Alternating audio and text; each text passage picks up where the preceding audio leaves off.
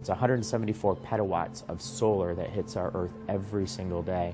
It's just an amazing amount of power, and this is one way to start harnessing some of that power and use it for transportation. I'm Mike Tinsky, and I'm the Director of Vehicle Electrification and Infrastructure at Ford Motor Company. Solar, which is, we call it PV or photovoltaic, has not only increased in its efficiency, but it's now gotten to a point where it's beginning to show economic viability, that we can actually power our vehicles, our plug-in hybrids like the C-Max Energy, on solar. In this particular case, we've taken about 1.5 square meters of solar PV and put it on top of our C-Max Energy, and it's called the C-Max Solar Energy Concept.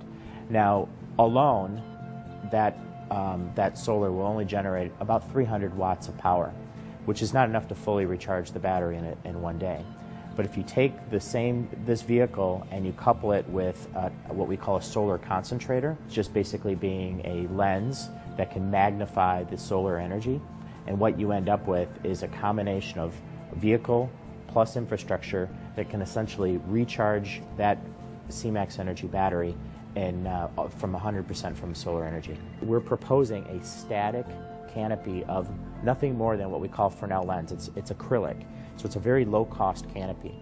But the vehicle itself, as the sun traverses the sky from east to west, the vehicle will essentially move in the opposite direction and always keep that solar energy concentrated on the roof of the vehicle. So still using the same amount of solar on top of the roof, but getting that magnification that comes from low-cost infrastructure, such as the concentrator that we've been looking at. It's an innovative way to find a low-cost, clean, renewable way of recharging the C-Max Energy. SunPower cells are fundamentally different than conventional cells. You'll notice all the metal is on the back, and this allows us to use that metal on the back as the foundational support of the cell. It means we can also make the silicon much thinner, meaning that it is actually allowed to flex a little bit. And as you can see, we've got a curved glass surface we've got to match up to here. So the ability to bend is very good.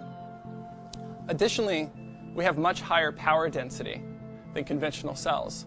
So that means out of the same space-constrained area, we can actually harvest 50% more energy than conventional cells could. I'm actually quite excited to work on this project because when I was a kid, all we would ever see when you mixed solar and cars was these small, very impractical cars that flew across the Australian desert. This project is extremely exciting because here we're actually taking real solar panels and we're adapting them to fit on top of a car. But it's not a lightweight car that's going to fly across the Australian outback.